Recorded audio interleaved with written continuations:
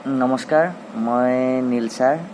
ADRE পৰীক্ষাত অৱতীৰ্ণ হ'বলগীয়া মৰমৰ বন্ধু বান্ধৱীসকল আৰু নৱমমান শ্ৰেণীত পঢ়ি থকা মৰমৰ ছাত্ৰ ছাত্ৰীসকল সকলোৰে উপকাৰ হোৱাকৈ আজি মই এটা বিশেষ ভিডিঅ' লৈ আহিছোঁ।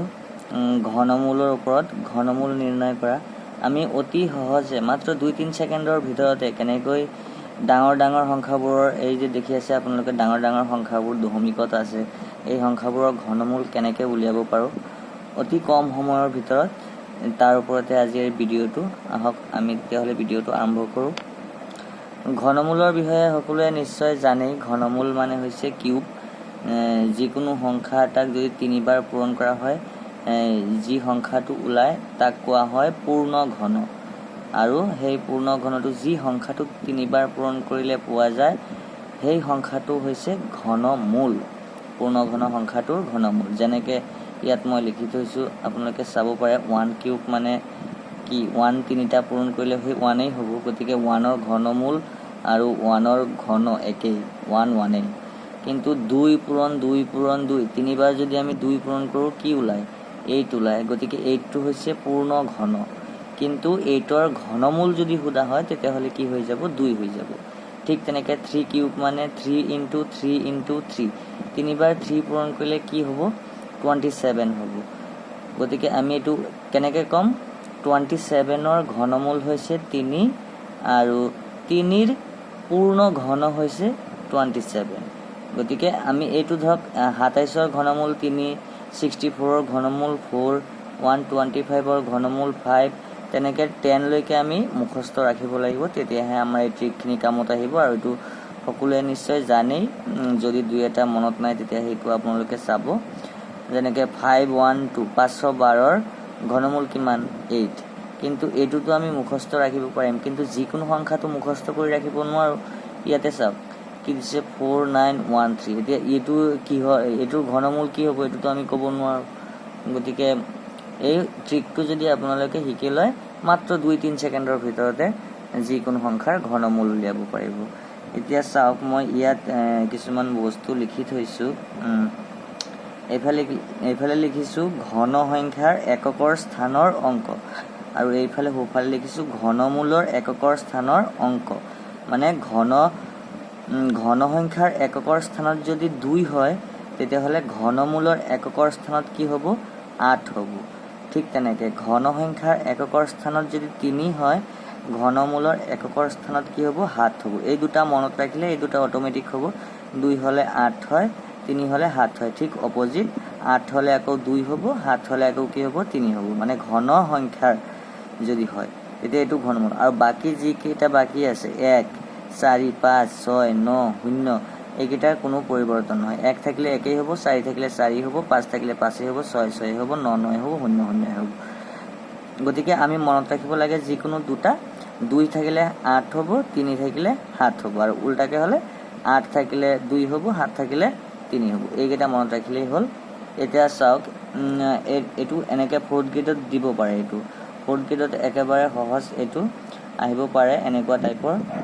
8 ইয়াত 3 দিয়া থকা মানেই হৈছে এইটোৰ ঘনমূল উলিয়াব লাগে। মানে 8ৰ ঘনমূল কি হ'ব? 8ৰ ঘনমূল কি হ'ব বুলি যদি আমি ইয়াত চাওঁ, 8ৰ ঘনমূল কিমান হয়? 2। গতিকে 8ৰ ঘনমূলৰ জেগাত আমি কি লিখিব পাৰিম? 2 লিখিব পাৰিম। 8ৰ ঘনমূল ওলাইছে 2 প্লাছ। ঠিক তেনেকৈ 27ৰ ঘনমূল কি ওলাব? 3 ওলাব। এইবিলাকেই ভুল কৰে। 64ৰ ঘনমূল কি হয় চাওক, 64ৰ ঘনমূল কিমান? 4। এতিয়া যদি আমি গোটেইকেইটা প্লাছ কৰি দিওঁ, 3 2 কিমান হৈ গ'ল? 5 5 আৰু 4 কিমান? 9। গতিকে এইটো আমি এনচাৰ পাই গ'লোঁ। ইমান সহজ। এতিয়া চাওক, এইটোতো ইয়াত নাই, এইটো অলপ ডাঙৰ সংখ্যা। গতিকে এইটো আমি কেনেকৈ কৰিম? এতিয়া এই ট্ৰিকটো আমি ইয়াত ব্যৱহাৰ কৰিব লাগিব। যিমান ডাঙৰেই হওক এই ট্ৰিকত আপোনালোকে কৰিব পাৰিব, মাত্ৰ 1 লাইনত। এতিয়া চাওক, এই ট্ৰিকটো কৰিবলৈ হ'লে প্ৰথমে আমি কি কৰিব লাগিব? সংখ্যাবোৰক সোঁফালৰ পৰা তিনিটাকৈ ভাগ কৰিব লাগিব। এতিয়া চাওক, 1 2 3, তিনিটাকৈ ভাগ কৰি ল'লোঁ। তেতিয়াহ'লে কি হ'ল? 9 1 3 হৈ গ'ল। আমি ইয়াত কি লিখিছোঁ? এককৰ স্থানত এইটো কি আমাৰ ঘন সংখ্যা। গতিকে ঘনমূলত কি হ'ব? 3 হ'লে ঘনমূলত কি হয়? 7 হয়। সোঁফালত লিখিব। সোঁফালে লিখিলে 7 লিখিলে 3 আছে সেইকাৰণে কি হ'ল 7 হ'ল গতিকে এই তিনটাৰ কাম এইখিনি আৰু বেলেগ একো নাই তাৰপিছত ইয়াত কি আছে 4টো আপোনালোকে ইয়াত এই ঘন কেইটা চাব লাগিব এই 4তকৈ যাতে ডাঙৰ নহয় এইফালে ঘন সংখ্যাটো 4তকৈ সৰু থাকিব লাগিব এনেকুৱা এটা সংখ্যা ল'ব লাগিব এতিয়া 1 কিউব কৰিলে কি হয় 1 হয় এইটো বেছি সৰু হৈ যাব নাকি না 2 কিউব মানে কি 8 2 কিউব মানে 8 হ'লে চাওকচোন ইয়াত 4 ডাঙৰ নে 8 ডাঙৰ 8 ডাঙৰ গতিকে 2 কিউব হ'লে 4তকৈ ডাঙৰ হৈ যায় গতিকে আমি 2 ল'ব নোৱাৰিম তাৰ তলত থাকিব লাগিব কি ল'ব লাগিব আমি 1 ল'ব লাগিব মানে এইটো আমি কি পাই গ'লো চাওক ইয়াৰ ঘনমূল হৈছে কিমান 17 মাত্ৰ এক লাইনত চেট হৈ গ'ল এতিয়া আপোনালোকে যদি ইচ্ছা কৰে পূৰণ কৰি চাব পাৰে 17 × 17 × 17 তিনিটা 17 পূৰণ কৰি চাওক এইটো ওলাব গতিকে আমি 4913 ঘনমূল চাওক এক লাইনতে কৰি দিলোঁ কিমান পালোঁ 17 ঠিক তেনেকৈ এইটোও কৰিব পাৰে এইটোও চাওক ইয়াত তিনিটাকে প্ৰথম কামটো হৈছে তিনিটাকে ভগাব লাগিব ইয়াত কি আছে 8 থাকিলে কি হয় বুলি গম পাইছোঁ আমি 2 হয় গতিকে 8 আছে আমি বেলেগ একো চাব নালাগে কি হ'ব 2 আহিলে তাৰপিছত ইয়াত চাওক কি আছে 32 এইটো আমি ইয়াত এতিয়া ঘন কৰি চাব লাগিব এই 32তকৈ ডাঙৰ যাব নোৱাৰিম 2 কিউব মানে 8 হয় 3 কিউব মানে 27 হয় 4 কিউব মানে 64 4 কিউব ল'লে ইয়াতকৈ ডাঙৰ হৈ যায় গতিকে ডাঙৰটো হ'ব নোৱাৰিব তাতে তলত থাকিব লাগিব তেতিয়াহ'লে 64 4 কিউব যদি ল'ব নোৱাৰোঁ তেতিয়াহ'লে কি হ'ব 3 কিউব হ'ব ইয়াত আমি 32ৰ কাৰণে কি লিখিব পাৰোঁ 3 লিখিব পাৰোঁ গতিকে আমাৰ ইয়াৰ হেৰি কি হ'ব এই ঘনমূলটো কি হৈ যাব 32 এতিয়া চাওক ইয়াত মই এটা পইণ্টৰ দিছোঁ পইণ্টৰ থাকিলেও কোনো ডাঙৰ একো নহয় ডাঙৰ কথা নহয় এইটো আপোনালোকে সেই একেই নিয়মত কৰিব পাৰে যেনেকৈ ধৰক তিনিটাকে প্ৰথমে ভগাই ল'লে ইয়াত কি আছে 5 ইয়াত চাওকচোন 5 থাকিলে ঘনমূলত কি হয় 5এই হয় গতিকে আমাৰ ইয়াত একো পৰিৱৰ্তন নহয় ইয়াত 5 আছে ডাইৰেক্ট আমি কি লিখি দিম 5 লিখি দিম এইটোৰ কাম হে এতিয়া এইফালে চাওক এইফালে কি আছে 15 আছে 15 থাকিলে ইয়াত আমি ঘন কেইটা চাব লাগিব 2 কিউব মানে 8 3 কিউব মানে 27 3 কিউবেতো 15তকৈ ডাঙৰ হৈ যায় হয় নহয় গতিকে আমি 3টো ল'ব নোৱাৰিম আমি এই 2 ল'ব লাগিব কাৰণ 2 কিউব মানে কি 8 কি হয় 15তকৈ সৰু হয় এইটো যে মিলিবই লাগিব তেনেকুৱা কোনো কথা নহয় ইয়াতকৈ সৰু ল'লেই হ'ল গতিকে আমি 15ৰ কাৰণে কি ল'ব লাগিব 2 ল'ব লাগিব কিন্তু ইয়াত চাওক এটা কথা আকৌ মন দিব ইয়াত পইণ্ট আছিলে পইণ্টৰ কাৰণে এতিয়া আমি পইণ্টটো বহাব লাগিব ঘনমূলত পইণ্ট বহোৱাৰ নিয়মটো হৈছে আপোনাৰ তিনিটাকে যদি তিন ঘৰ যদি থাকে ঘন সংখ্যাৰ 3 ঘৰত যদি দশমিক থাকে 3টা ঘৰে ঘনমূলত 1 ঘৰ হয় 3 ঘৰে 1 ঘৰ হয় এতিয়া ইয়াত 3 ঘৰ আছে গতিকে আমি ইয়াত কেই ঘৰ দিম 1 ঘৰ দিম 2.5 এইটো হৈ গ'ল তাৰপিছত এইটো চাওক ইয়াত চাওক ইয়াত বেলেগ একো নাই 0 দিয়া আছে এনেকুৱা 0 দিয়া থাকিলে সেইবোৰ সহজ এইবোৰ প্ৰথমে আপোনালোকে তিনিটাকে ভগাই ল'ব তিনিটাকে ভগাই ল'লে আমি কি জানো ঘনত সদায় তিনিটাকে জোৰ হয় গতিকে 3টা 0 মিলি এটা 0 ওলাব ইয়াত 3টা 0 মিলি এটা ওলাব 1 আছে 1 থাকিলে 1এই হয় 1ৰ ঘনমূল 1 গতিকে এইটো আমাৰ ঘনমূল কিমান হ'ব 100 ঠিক তেনেকৈ এইটো যদি কৰোঁ আমি একেই পদ্ধতিত কৰিম প্ৰথম কাম হৈছে আমি তিনিটাকে ভগাই ল'ম তিনিটাকে ভগাই ল'লে 4 আছে ইয়াত কি আছে 4 পইণ্টৰটো পিছত কৰি আছোঁ 4 আছে 4 থাকিলে কি হয় 4 হয় 4 থাকিলে 4 হয় 4 লিখি দিলোঁ এইটোৰ কাম হে এতিয়া ইয়াত চাওক ইয়াত কি আছে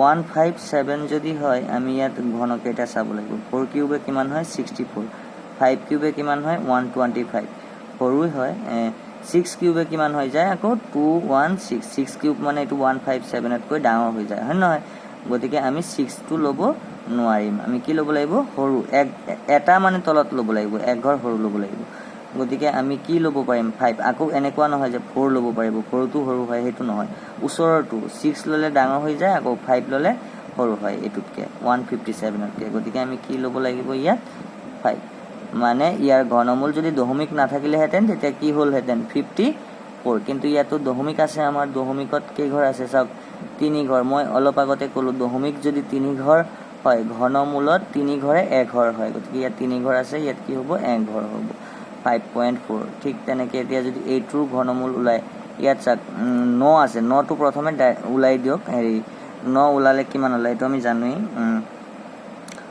সৰি এইটো 9 হ'ব নোৱাৰে এইটো হ'ব 27 হ'ব পাৰিব এইটো হ'ব লাগিব 27 ধৰক 27 যদি হয় 27 ওলালে কি ওলায় 3 ওলায় গতিকে ইয়াত কি ওলালে 3 27 পৰা কি ওলালে 3 কিন্তু এতিয়া কথাটো হ'ল ইয়াত আছে পয়েন্ট কেইঘৰ আছে 1 ঘৰ 2 ঘৰ 3 ঘৰ আমি আগতে শিকাই আহিলো যদি 3 ঘৰ হয় দশমিক যেতিয়া ঘনমূল ওলাই দিয়া হয় দশমিক 3 ঘৰে 1 ঘৰ হয় গতিকে ইয়াত 3 ঘৰ আছিল 27 লৈ 3 হ'ল আৰু ইয়াত দশমিক 3 ঘৰ আছিল 1 ঘৰ দিলো আৰু দশমিকৰ আগত হলে ভাল লগাৰ কাৰণে এটা শূন্য দিব এতিয়া যদি এটা আমি প্লাস কৰি দিও 5.4 আৰু 0.3 যোগ কৰি দিলে 5 টো পাছেই থাকিব 4 আৰু 3 কি হৈ যাব 7 হৈ যাব 5.7 গতিকে এইটো হৈছে শৰ্টকাট ট্ৰিক আশা কৰিছো সকলোৰে ভিডিওটো ভাল লাগিছে যদি ভাল লাগিছে তেতিয়াহলে নিজৰ বন্ধু বান্ধৱীসকলৰ লগত শ্বেয়াৰ কৰি দিব আৰু কি টপিকৰ ওপৰত আপোনালোকে ভিডিও বিচাৰে